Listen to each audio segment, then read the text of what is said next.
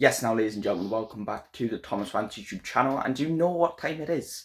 It's time to talk about Monday Night Raw. So first, let's get some non-title things out the way. We had the third match in the series of Sheamus versus Rusev. Obviously, they're 1-1, but this one they were just getting brutal, fighting on the outside until they both got counted out. And obviously, that means there's no winner, there's a draw, so they're going to keep fighting, and kept fighting throughout the night, and I'm loving this because they're dragging it out to obviously a best of 5 or a best of 7, and they did drag out the fight until they bumped it to Sami Zayn, who was doing a backstage interview, which just set up a match between Rusev and Sami next week, which I like because in between this long feud, it's not like they're just fighting each other. Last week, Sheamus fought Grayson Waller, and this week, Rusev fought. Oh well, next week Rusev's gonna fight Sami Zayn. On the topic of Sami Zayn, he did a backstage interview off the back of beating Karrion Kross. Now, he's getting booed by the crowd. This is what I don't agree with, right? Just because he beat Karrion Kross, we're now booing him. Makes no sense. I've said this before. We can have babyface versus babyface. We can have fan favorite versus fan favorite. Just because you like someone and they face someone else that you also like, doesn't mean you have to dislike two people. I get it. Entertainment side of things, good versus evil, boo and cheer, right? But at the same time, it's sports entertainment. We need to allow for that sport element, that competitive side of the sport. Let's have Cody Rhodes versus John Cena, where they're both face. We both want them to win. And even though we wanted Cena to win and Cody won, let's not start booing Cody like they were doing when they announced that Cody was going to be on SmackDown, which obviously he's going to be on SmackDown. He's a SmackDown superstar. He's the world champion on SmackDown. And just like we want Karrion Kross to be pushed better, just because Sami Zayn wins for Sami Zayn's career and the progression of the story, let's not boo Sami Zayn just because he beat Karrion Kross, as if we weren't cheering Sami Zayn for the last 3 years. Do you know what I mean? So I find that a bit stupid, but it is what it is. In the interview, Sami was saying that he did want to hit Karrion with that pipe, and that's not, to say that's not who he is, because it isn't, but it's who he wants to be, and he does want to be that world champion. And I think what he was leading on to say before he was rudely interrupted was the fact that he's moving on from being this nice guy type stuff. Maybe he is listening to Karrion a bit, which he's probably never going to admit, but maybe he is listening to Karrion. But the fact that he'll do anything it takes to achieve that world championship because he's never got it and he wants it. And I support this, obviously, because it's proving Karrion's right, doing something different with Sami Zayn. And eventually he does deserve that world title, but that world title picture is very crowded right now. But I'll get into that later. More non-title action we had. Obviously, Grayson Waller progressing in the story with the New Day. Still seeing nothing from Austin Theory, but I'm praying he has a good return and starts getting pushed. But the New Day are still in mourning because they've not got their titles back. Even though they've had an opportunity, they've not got their titles back, so they're still going to be in mourning. Xavier Woods had a ridiculous hat on, but it was great. And Grayson Waller came up to prove himself to them because they weren't there for his match last week, but he gave them the benefit of the doubt and reassured himself that they were watching backstage when really they don't care. He called himself Big G to, replace that image of Big E that they once had when they were successful. And they made him go talk to Adam Pearce about getting a rematch, which he did. When he went to talk to Adam Pearce, though, he rudely interrupted him when he was talking to Penta. That led to Adam Pearce telling the New Day they need to earn an opportunity and giving Grayson Waller a match with Penta. Grayson Waller's match with Penta was absolutely amazing, and the New Day actually came to ringside to watch the match and support Grayson Waller. Grayson Waller's in great shape, like I said last time when he faced Sheamus, but this match quality was great, and the way the match ended wasn't with Penta's finisher, which I'm fine with, because Penta is the prime example of it doesn't take a finisher to end a match. While if someone has a finisher, it should end the match most of the times. It doesn't take that. Penta's ended matches with Canadian destroyers and all sorts, yeah? And this was, Mexican destroyer. This was a Mexican destroyer, but a different version of it. And honestly, I thought it was 10 times more sick. It was crazy. But yeah, that was a sick match. And I'm glad we're getting people like Grayson Waller in ring, in stories, doing something. Do you know what I mean? And the New Day are telling their story very well. They're playing their character very well. Now, into some title pictures. First one I want to cover is Becky Lynch and that Women's Intercontinental Championship. Now, obviously, Bayley cost Lyra, and this is off the back of Bayley and Lyra being friends, but being sort of enemies, but they're both just competing for the same thing. Bayley lost all of her opportunities at it, couldn't win the women's tag titles, she had nowhere to go.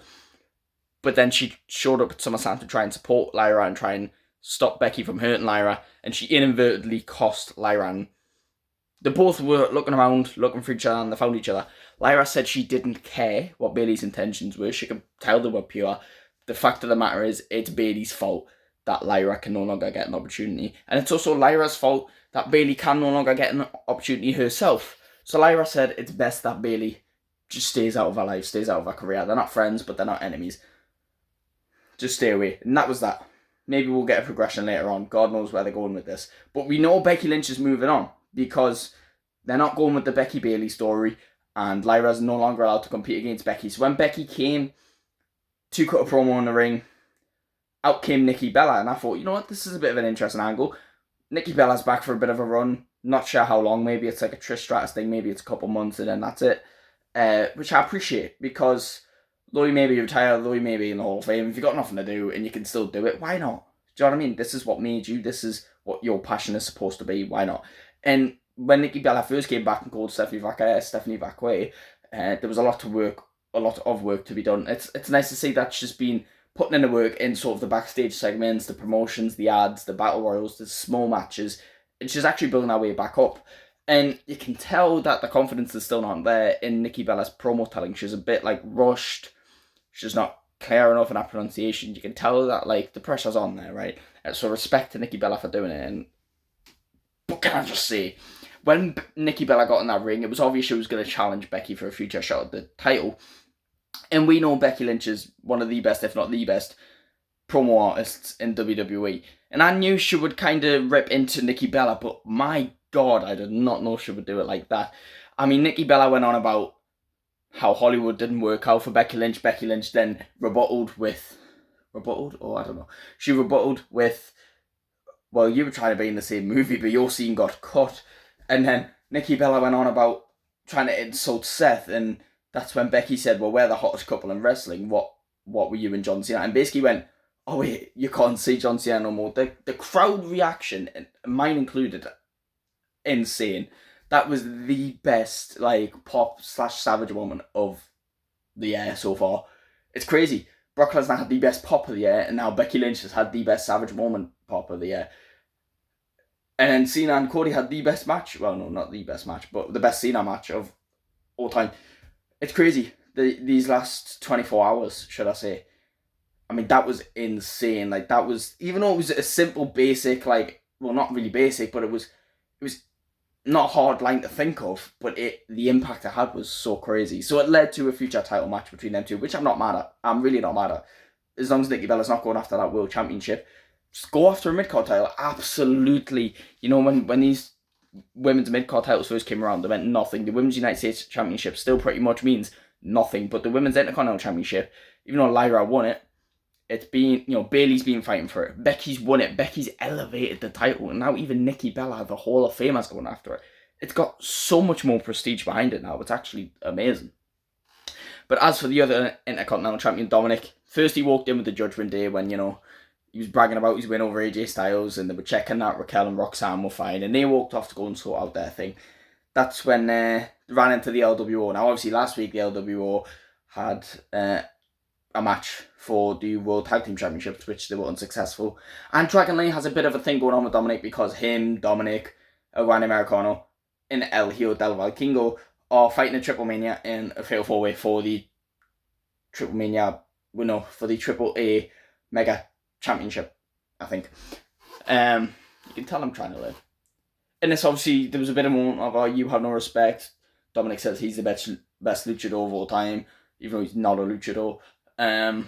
So that led to a future match later on the night. Then AJ Styles encounters them, and AJ is like, I'll give it to you, fair play. There's none of this, oh, you cheated, whatever. Fair enough, that was clever.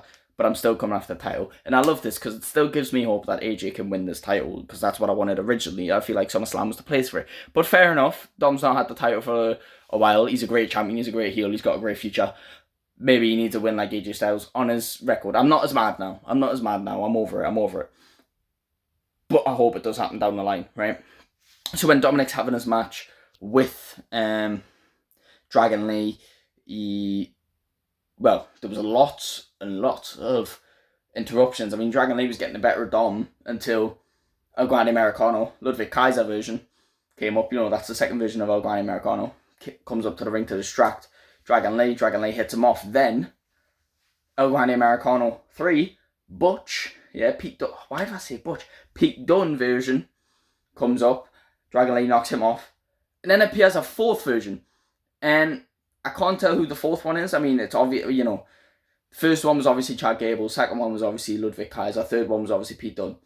I couldn't tell you who this one is yet. I was seeing 2 seconds of them, but there's another one. And I'm probably going to go on social media and someone's going to point it out. Might even be Tyler Bate. If Pete Dunne's got one, it might be Tyler Bate. Who knows?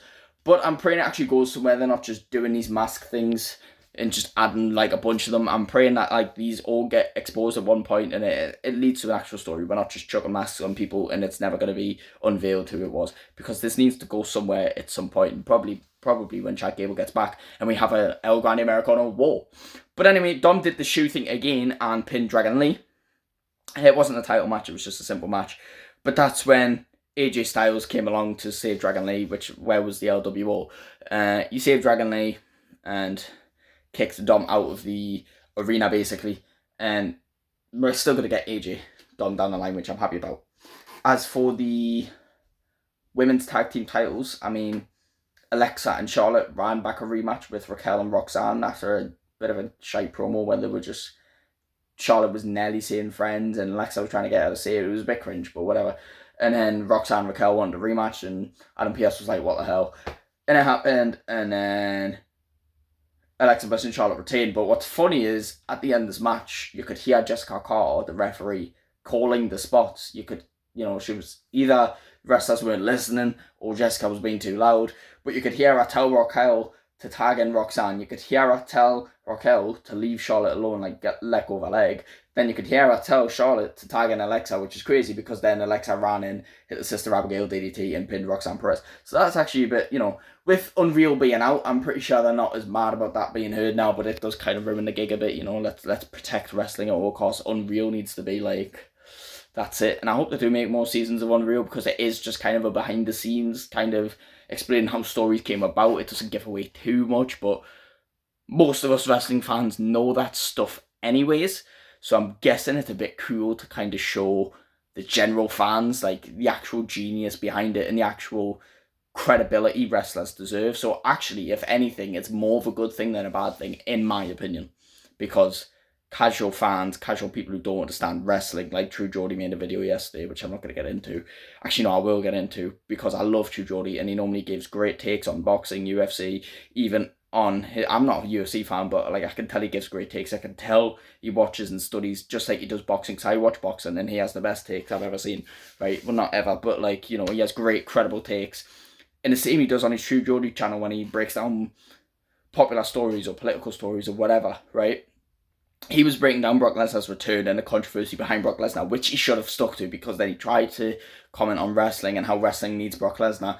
If at any time wrestling ever needed Brock Lesnar, it's not now. It's nice to have him, but he does not need him. He tried making fun of saying Cena's bad at being a bad guy. No, he's not.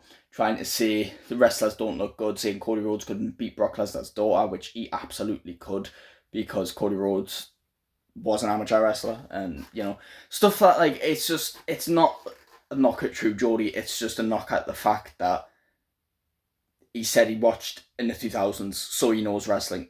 Not really, you know. And he says he saw the casual things pop up on social media, so he has some sort of idea. No, that's a casual fan's point of view. Yeah, casual fans need to understand way more about the business to have an opinion like that. If you don't want to understand anything about business, you don't care, fine, but don't shed your opinions when you don't know. Yeah, don't know. Like, I don't know stuff about AEW, TNA, other wrestling promotions, because I don't watch them, but I've been watching WWE for 8 to 9 years, roughly. So I know what I'm talking about, yeah? And that's as well as studying older stuff. Like, not studying, but like looking at older stuff as well, yeah? So where was I going? So Unreal's probably better for casual fans to watch so they can understand what actually goes into wrestling and the brilliance behind it. Back to the Raw review. That was a little side rant there. Right, love True Geordie though. No disrespect. Just, I wanted to put that out there because he does have a wide audience and a lot of people might believe some of the stuff he said about WWE. And I saw that comment section. they were all saying roughly the same thing. So True Geordie's probably going to say that anyway. But regardless, you should still subscribe to True Geordie because he's got great boxing takes, great UFC takes, great everything takes. Just don't talk about WWE ever again, please. Thank you. There was nothing really with the world titles. I mean, there was a couple of appearances from Judgment Day and the New Day saying they won the shot, but nothing too much, which is fine because, you know what, they've been defending recently. They've defended those titles twice since they've won them, so that's better than the first one. So what can we complain? But let's move on to the main titles, the world titles. Now, obviously, Io Sky didn't get pinned at SummerSlam, so she has set up a rematch with Naomi next week, a one-on-one rematch, which is fair because Rhea's the one getting pinned. But Rhea said, look, you win that because I know one day down the line I want to finally beat you and I want it to be for the Women's World Championship. And Io was like, fair, but you're not going to beat me. And I thought, oh, why do so Raw? Why not do it at Clash in Paris? But of course, because at Clash in Paris, it's Stephanie Vaquer, which I'm absolutely buzzing about, right? But here's the sad part, is it's going to be Naomi, Io next week. Naomi's obviously going to retain because she needs to retain. She's not been champion long enough. They've not let her cook yet. Io doesn't need to win the belt back, but it would be so much better if we had Io Stephanie than Stephanie Naomi. But it is what it is. Naomi can still hold up her end of the bargain. I felt like there's a way better match. But it's fine because we've got Stephanie Io twice now. And I don't know if we got a result last time, but we've got a pretty... We've seen it, at least. Yeah, so at Clash in Paris, Stephanie and Naomi. I'm looking forward to it. Unfortunately, Naomi has now pinned Rhea. She's going to pin Io. And she's also going to pin Stephanie Vaquer. That's the sad part. But there's so much time in the future for Io and Stephanie to shine. Naomi's a veteran compared to these women, so it's fine. We'll get over it. As for the World Championship, now obviously at SummerSlam, lots of shenanigans happened. I mean, CM Punk and Gunther had a great match. CM Punk won the match. Turns out, Gunther's injured indefinitely because him bleeding, I thought they threw him over the table and he got a blade while he was on the table, and that's why he was so long behind the table, because he was cutting himself open. No, it turns out he actually broke his orbital bone or something like that. I don't know if the blood was related to that, but he is legit injured. Don't know for how long though. They just said indefinitely. But then obviously Seth had cashed in on Punk and took the title, so Seth came out, cut a promo, and they talked about just how great they are. Essentially, you know, Paul Heyman, the Oracle, put it into great words, and he introduced the Vision, is what they're now calling it, like he did the Bloodline. He called Braun Breaker the big dog who patrols their yard, you know, kind of how you would introduce, Jey Uso. He called Bronson Reed the tribal thief, who had the Shula Fala because he took Roman Reigns' shoes, kind of how you would introduce, like, sort of a Jimmy Uso or a Sami Zayn. And then he introduced Seth Rollins as if he would have introduced Roman Reigns, but he said he's better than Roman Reigns because Roman Reigns hasn't been a champion in over a year and a half. He said he's better than CM Punk because CM Punk didn't even have time to put side plates on before he lost that title. Again, digging in the blade that Seth Punk Reigns feud is still going on. It's long-term storytelling because Paul Heyman was loyal to these two men, and it shows why he switched to Rollins, because it was the better option, and these two men were going behind Paul, and Paul did what was better for him, and it shows. That's when LA Knight came back, which I'm glad about, because LA Knight beat Seth Rollins in Seth Rollins' last match in WWE at Saturday Night's Main Event. That was supposed to be LA Knight kind of getting propelled with the Seth feud, but obviously we all thought Seth was shoot injured, LA Knight was shoot mad, and this all went bad. And since then, LA Knight appeared in the gauntlet match, got pinned by Braun Breaker after Braun Breaker already beat Penta. And it was like, But he came back. And he addressed the elephant in the room. And he said how you faked an injury. I've already beat you. I deserve a shot at that. And that's when Adam Pearce made it official, because he's right. Although Seth earned his shot with the Money in the Bank briefcase, LA Knight did beat Seth Rollins after Seth Rollins faked an injury, and Seth Rollins lied to LA Knight, lied to the referee, lied to the fans, lied to his boss, Adam Pearce. So Adam Pearce was punishing him with this. And then he also said Braun and Bronson were banned from ringside due to them probably trying to cost him. So then this match happened, and it was a great match, and obviously LA Knight wasn't going to win, but at some point down the line he really should. That's when CM Punk came back, when Seth was trying to stomp LA Knight on the solid floor. CM Punk came back, which obviously, and he was mad, and he was punching up Seth Rollins and all that. So then Braun and Bronson welcomed themselves back out. Braun with another incredible spear, jumping over Seth and spearing Punk. And then Braun, Bronson, Seth all beat the hell out of LA Knight and CM Punk, hitting them with spears and stomps and all that. And then the walking out proud as can be, because the Vision is now on top. And then Roman Reigns comes back. And this is great because, again, Roman, Punk, Seth, it's still there. And now LA Knight as well. Chuck in the fact that Jey Uso's also feuding with Braun and Bronson, or he was with Roman feuding with Braun and Bronson. Chucking the fact that Sami Zayn wants to win the World Championship. Chucking the fact that Gunther, when he comes back, is going to win the World Championship, right? Despite Braun and Bronson and Seth beating up Reigns and probably injuring him because they hit him with a spear, a stomp, like 3 suit armies, they're going to write Roman Reigns off. But it's fine because I see plenty of great potential matchups. I mean, LA Knight, Seth Rollins just ended in DQ. So Seth Rollins is yet to beat LA Knight in this recent feud. So that's a future title fight for Rollins.